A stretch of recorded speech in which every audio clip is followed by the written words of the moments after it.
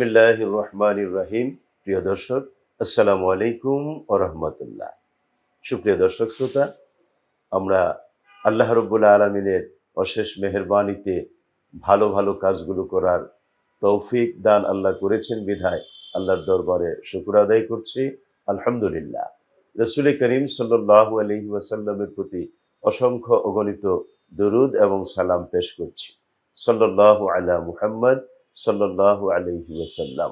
প্রিয় দর্শক, জানতে চাওয়া হয়েছে মহান আল্লাহ রাব্বুল আলামিন মানুষকে প্রতিবন্ধী হিসেবে কেন সৃষ্টি করেছেন। খুব কঠিন প্রশ্ন, সহজ উত্তরটা এরকম। দেখুন, আল্লাহ রাব্বুল আলামিন ইচ্ছা করে কাউকে প্রতিবন্ধী, বিকলাঙ্গ, অন্ধ, কানা, বোবা, ল্যাংড়া ইত্যাদি করে সৃষ্টি করেন না।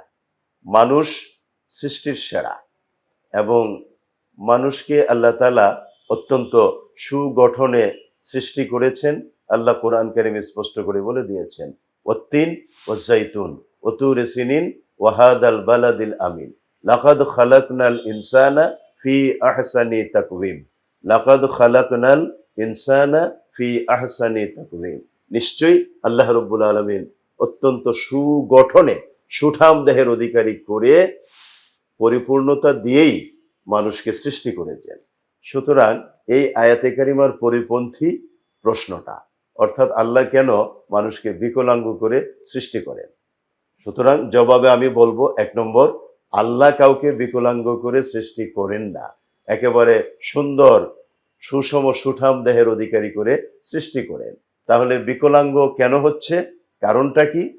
এর কারণটা সুন্দর করে কোরআন কারীমে আল্লাহ তাআলা ব্যাখ্যা করে দিয়েছেন এবং বিজ্ঞানীরা আমাদেরকে বিজ্ঞানের বিভিন্ন দিক পর্যালোচনা করে এই বিষয়টা বুঝতে সহযোগিতা করেছেন।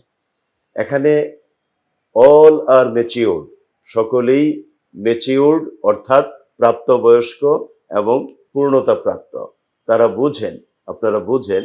এজন্য বলছি, মানুষের সৃষ্টির মূলে কি?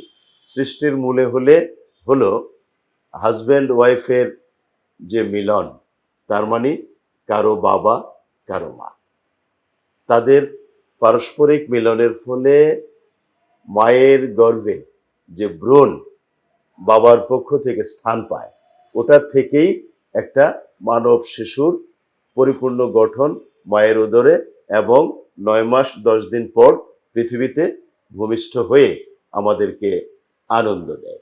তার মানে আমরা দেখছি আল্লাহ তাআলা মায়ের উদরে একটি ভ্রূণ থেকে, আলাক থেকে, খালাকাল ইনসানা মিন আলাক, জমাট রক্তবিন্দু থেকে, আলাক থেকে আল্লাহ তাআলা মানুষ সৃষ্টি করেন।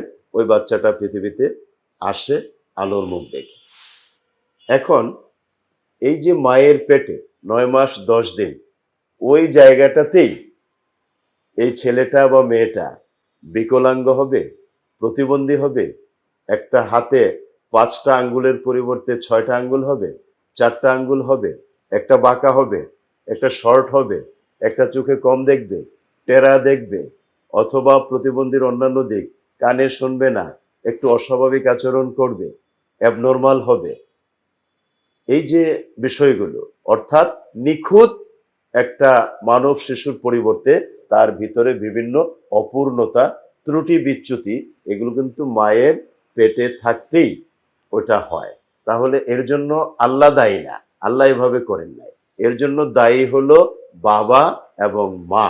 বাবা মায়ের মেলনটা, যে সন্তানটা এর ফসল, সেই ক্ষেত্রে সর্বোচ্চ সতর্কতা অবলম্বন করতে হবে বাবাকে, মাকে, যাতে করে একটা নিখুঁত মানব শিশু জন্ম দিতে তারা পারে আল্লাহর অপার মেহেরবানিতে।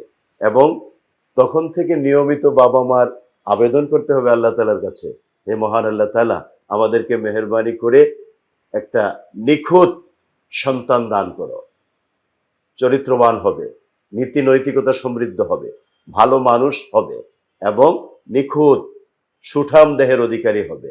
অর্থাৎ ওখানে কোনো অপূর্ণতা থাকবে না, বিকলাঙ্গ কোনো রূপ তার মধ্যে পরিদৃশ্যমান হবে না, তাকে দেখলে মানুষ তিরস্কার করবে না, অট্টহাসি হাসবে না, আজে বাজে মন্তব্য করবে না, এমন সুন্দর, যেটা হবে চক্ষু জোড়ানো। রব্বানা হাবলানা মিন আজওয়াজিনা ওয়া মিন যুররিয়্যাতিনা কুররাতা আয়ুনি ওয়াজআলনা লিল মুত্তাকিনা ইমামা। কোরআন কারিমে আল্লাহ তাআলা এই দোয়াটা করার জন্য আমাদেরকে শিখিয়েছেন, বারবার উৎসাহিত করেছেন। আল্লাহ, আমার পরিবারের সদস্যরা, আমার স্ত্রী, আমার ছেলে মেয়ে, সন্তান সন্ততি, এদেরকে এমনভাবে তুমি গড়ে তোলো যাতে করে এরা আমার চক্ষু শীতলকারী হয়। তার মানে কি, আমি যে কথাটা একটু আগে বললাম, অর্থাৎ বাবা মা যখন সচেতনভাবে সুন্দরভাবে নিজেদের দায়িত্ব এই ক্ষেত্রে ভালোভাবে আদায় করে এবং মহান আল্লাহ তাআলার কাছে প্রতিটি স্তরে সুন্দরভাবে সাহায্য সহযোগিতা চায়, আশা করা যায় আল্লাহ রাব্বুল আলামিন তাদের এই মিলনের ফলে যে সন্তানটা পৃথিবীর মুখ দেখবে, ওই সন্তানটা হবে নিখুঁত, সুঠাম দেহের অধিকারী, নীতি নৈতিকতা সমৃদ্ধ, ভালো মানুষে রূপান্তরিত হবে। কোনো প্রতিবন্ধী, বিকলাঙ্গ ইত্যাদি ওই সন্তানের মাঝে দৃশ্যমান হবে না। সুপ্রিয় দর্শক শ্রোতা, আশা করি আমার আলোচনাটা আপনারা মনোযোগ দিয়ে শুনেছেন এবং বুঝতে পেরেছেন। সন্তান ভালো হওয়ার পেছনে, মন্দ হওয়ার পেছনে মূলত আল্লাহ দায়ী নন, দায়ী হলেন বাবা মা। আল্লাহ রাব্বুল আলামিন যেন আমাদের সকলকে বিষয়গুলো বোঝা এবং এইভাবে পথ চলার তৌফিক দান করেন। আমিন। আসসালামু আলাইকুম ওয়া রাহমাতুল্লাহ।